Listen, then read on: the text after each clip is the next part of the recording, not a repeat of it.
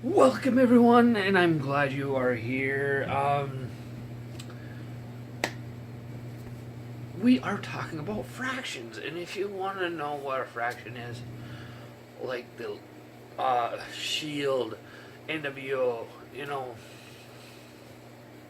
there's been a few others. There are Four Horsemen, Evolution, Bullet Club. I mean, I could name off quite a bit of few. I grew up with fractions, and like if you don't know what a fraction is, and you are a wrestling fan that's brand new into watching wrestling, uh, what a fraction is like a tag team that's usually with two or three more members, or even more. So, you notice Pop Tart Box is still here. I know. Oh, look at that quarter for my penny. Oh, look at that. Look at that. Look at that. Oh, you can't focus in really well, so. Anyways.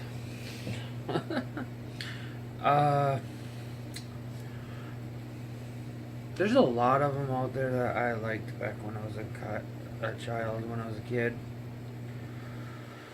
I'm going to talk about the Four Horsemen. The original people was Ric Flair,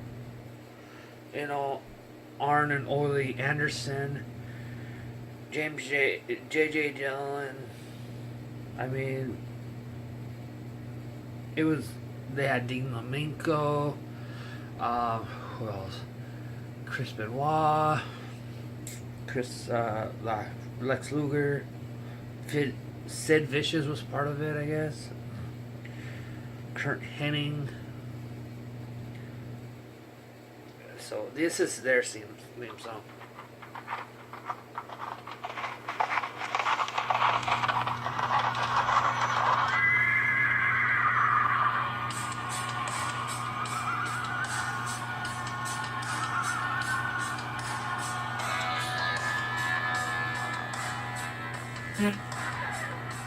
I mean, they were really good.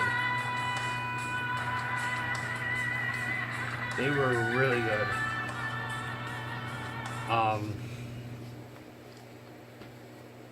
They're always going to be a stable / fraction. I mean, they captured so many titles, and like, I was kind of like, you know,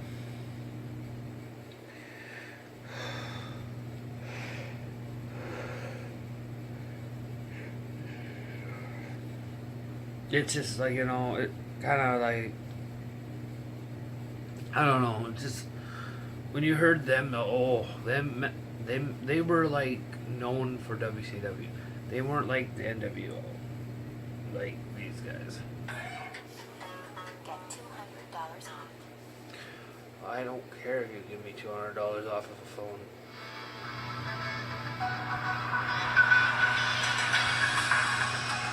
That was the beginning of, that was the Outsiders.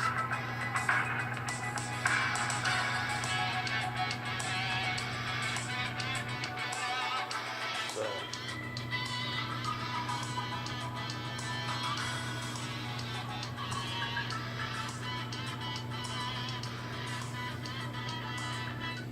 like, honestly, not Hall and Nash, they made it into, a big thing, and which changed wrestling to what it is now.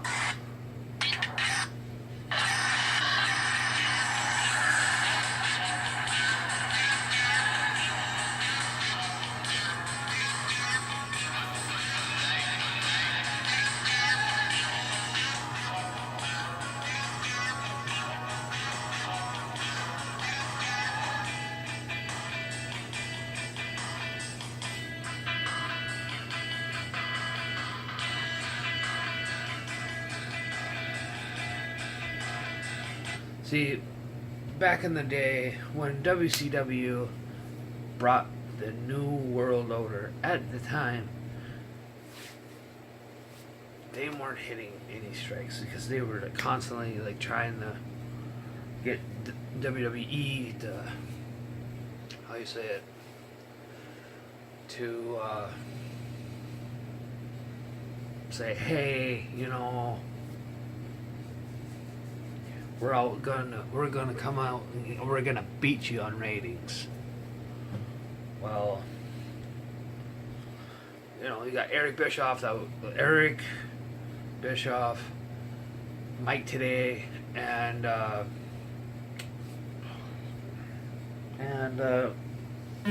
Tony Schiavone.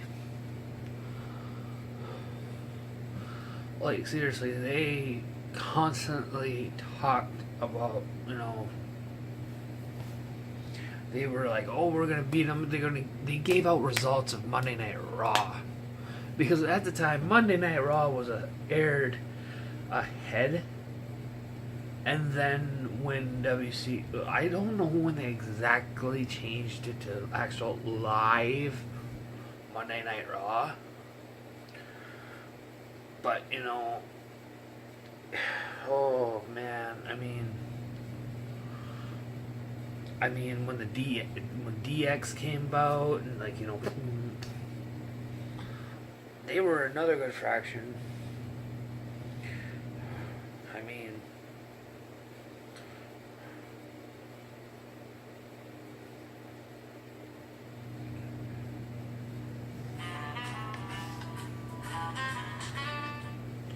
why are they doing Christmas ads? Like, seriously, it's not Christmas anymore.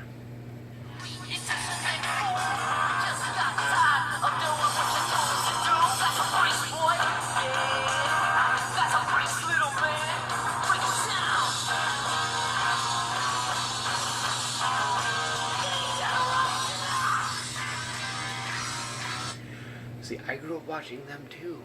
I mean, there was NWO, you had DX, they were okay. The Monday Night Wars were so compact. I mean, to the point where, like, you know, they were constantly going at it. I mean, like, they kept on fighting for ratings. I mean, DX came to, like, okay, how would I explain it? I'm not using this. I don't use this. WWE, well, WWF at the time was right there. WCW was the next town down, doing Nitro. So they took a tank all the way to that town, not to actually fire anything, just tried to get into WCW programming, like be part of the show. It was like a big thing that Triple H, Shawn Michaels, Jesse James, and Mr. Ass, known as Billy Gunn, they were in China. I can't forget her. They were trying to, you know, say, hey, you know, at the time WCW was trying their hardest, you know, and then, you know, they did that, and oop, hold on, I grabbed the wrong bottle of water. Oopsies. It's just, you know,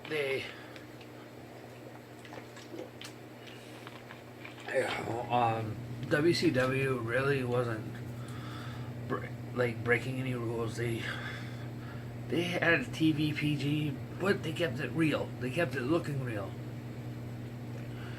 And then you go shift to the other side, Raw. They came on to Raw, and they well, you watch Raw. Sorry, you watch Raw. You had, you know, DX versus pretty much everyone again. Like at the time, WWF, known as WWE now, was constantly producing new talent, which WCW had a lot of WWE/WWF's talent, older talent, pushing them onto that, and then the Vince and Stone Cold Steve Austin era, like the fighting they used, the rivalry between those two. They kept on going with that. And before Bret Hart, became into WCW territory, he made an agreement with Vince saying that I'm not going to lose it at Montreal, which was the Survivor Series, I think 97. It was before this Attitude Era came about. There was already pre-Attitude already. It was changing. They were changing everything. So they go into changing everything. It's like...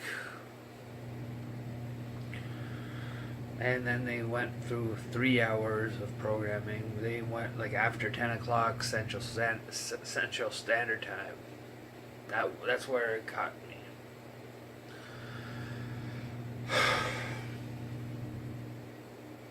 Wrestling, as it changed, like Bret Hart got screwed because of the Montreal screw job, and we never got to see him for another 5-6 months. It would have been really cool if what they would have done is had Bret Hart come on the Nitro that next following night, but Eric didn't do that. And these two fractions, I'm talking the Horsemen, you had the Cruiserweights, you had everyone. I mean, everything was different. WWE was constantly bringing up talent. They had like Val Venus as like a porn star and all this stuff. It's crazy. And then WCW was trying their hardest. They're trying to beat these ratings. I mean, they were doing 83 weeks of constantly battling each other for ratings. WCW was up there in the ratings where, it was like fluctuating every week. And when WCW's Halloween Havoc came out in 1998, it was the main event was DDP versus Goldberg. I never got the pay-per-view. I only had 2 pay-per-views I have ever gotten for my birthday or Christmas. But anyways,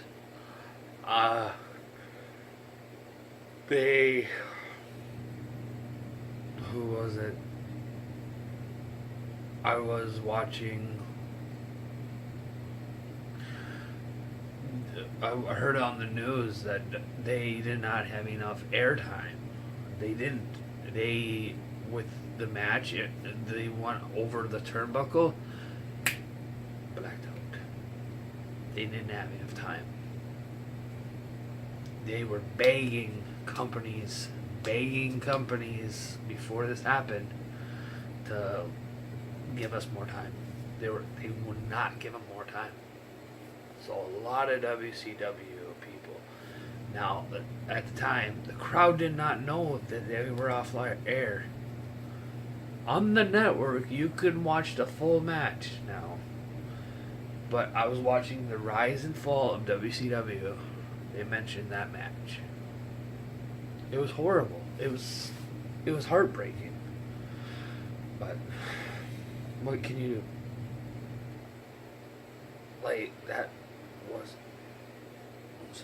That was one of the signs of the times.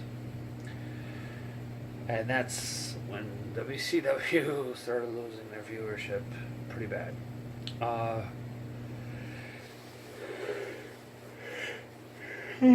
Excuse me. WCW. I mean, they were still getting good attendance at their main events. Well, not main events, but Nitro and Thunder. I live in Minnesota. They came to Fargo.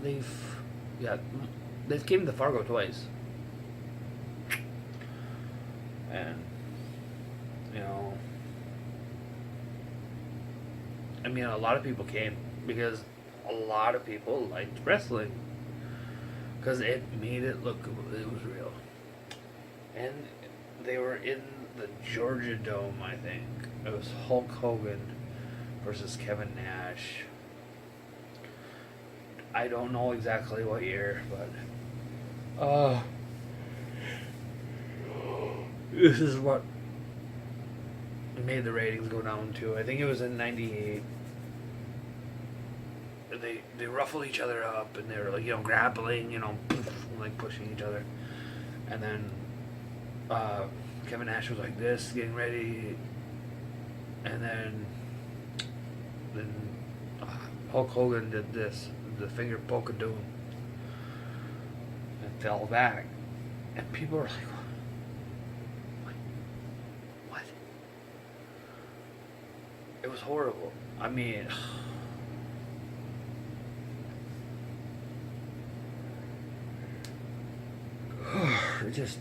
it was horrible. I don't know what to say. It was disappointing. And then WWE kept on now getting ratings that are wanting to get, because there were a lot of people watching wrestling at the time. And with the two companies fighting for ratings, on average on both stations, they were getting 4.3 or 3.5 or 3.8. So if you calculate that, that's over 8 million people.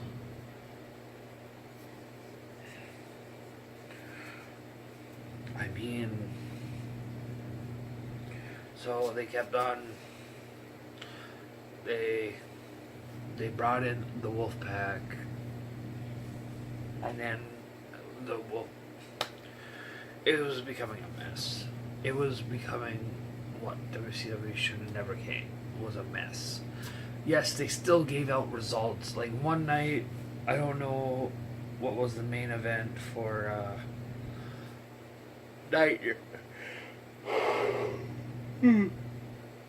Nitro.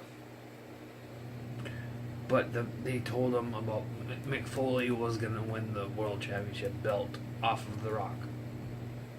You know what? A lot of people turned on to watch WWF and known as WWE now. Well, had them watch that, and that was the day that the record went straight to WWE. They started taking back their viewers. They never gained back that stardom back again. They were trying different things, trying to make it funnier. Oh, we'll throw in a hardcore title belt and all this stuff, or a new entrance. How they come through, looking like their logo, because they had a futuristic logo. Just give me a second. I'll show you guys.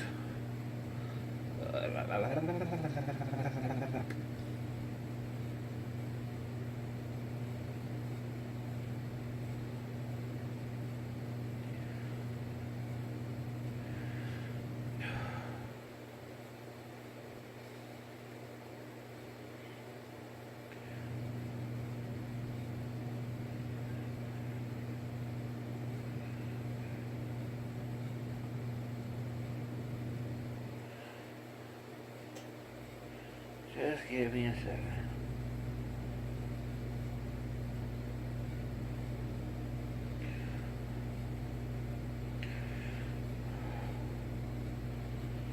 They tried to pull off something like this. What they did, if you look at the picture, they opened the middle and they had like it looked like their logo. I really didn't like it. And then they did that with their Nitro. It was horrible. I mean,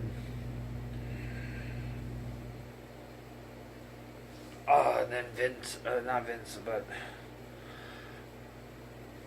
their ratings were just going downhill. The pay-per-views were they just couldn't cut it. They couldn't cut the cheese. Like, oh, I was like, oh my goodness. It was horrible. Like, they were barely. I mean, they had they had Chris Buffer, Bruce Buffer's brother, do the announcements of main events. I remember that. And then, because they were losing money left and right. And it was very hard to go by, And, Vince really made the Attitude Era I mean, WCW was trying the same thing then. They were like, oh, if it works for them, we could do it too, right? Nitro started going, I think they always have been going for 2 hours. But it's just, oh my goodness.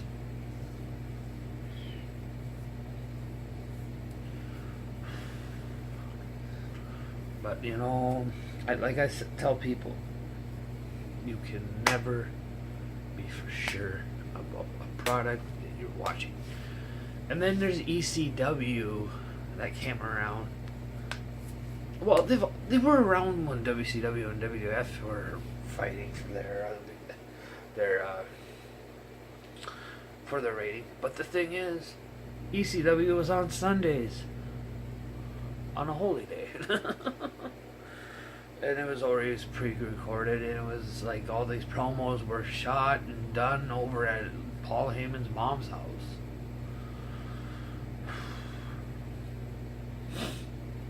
Like the commentary, everything. I mean, until they finally got enough funds to have a table next to the ringside.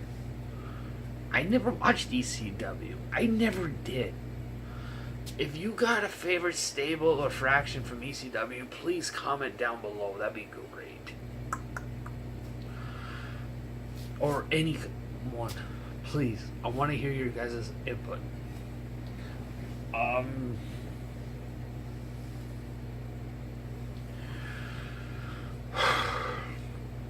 Like, WCW did a hardcore title belt. I was really disappointed. And then they were making Ric Flair kiss a donkey's ass because of Dusty Rhodes and all this stuff. Ric Flair deserves to keep that record 16 times. Sorry, I got a horrible exciting.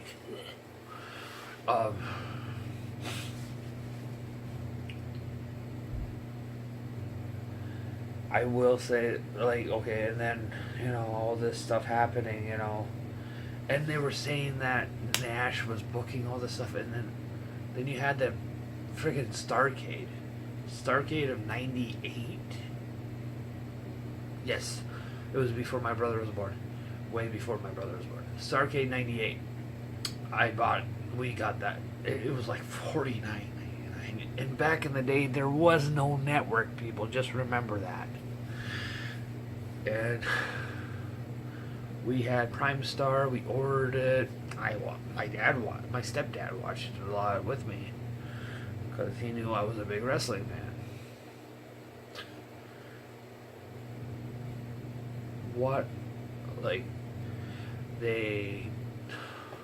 I was disappointed. I was like, what the frick? I did not know what to expect, they tasered. Okay, it was Kevin Nash versus Goldberg for Goldberg's title. because he was the world championship,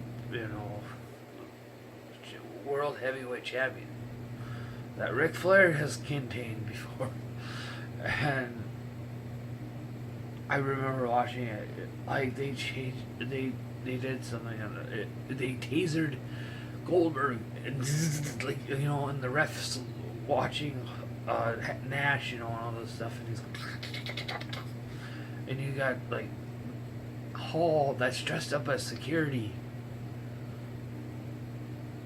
It's just started slumping. It just.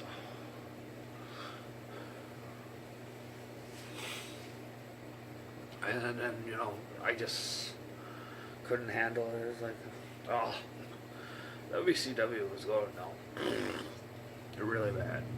Really quick. And, yeah. And then, I got, there was this library that was in a bus, and they had magazines like WCW.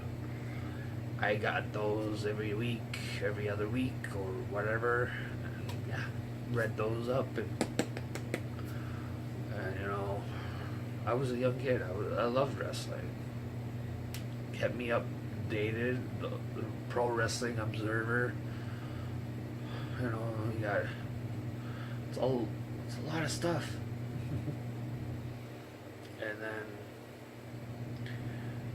Eric Bischoff was putting a logo out there for a new WCW logo, saying "Future?" ?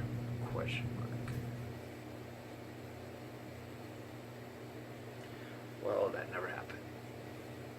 Eric Bischoff. It was Ted Turner that sold WCW for pretty cheap. What I've heard from a lot of wrestlers, about $2 million. And then they had this invasion and all this stupid stuff, and they made WCW like shit. It was horrible.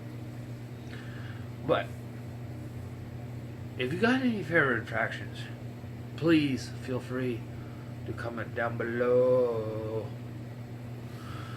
And I was just disappointed. I stopped watching wrestling. I was like, I started watching back again in 2008 when I started graduating. It changed quite a bit.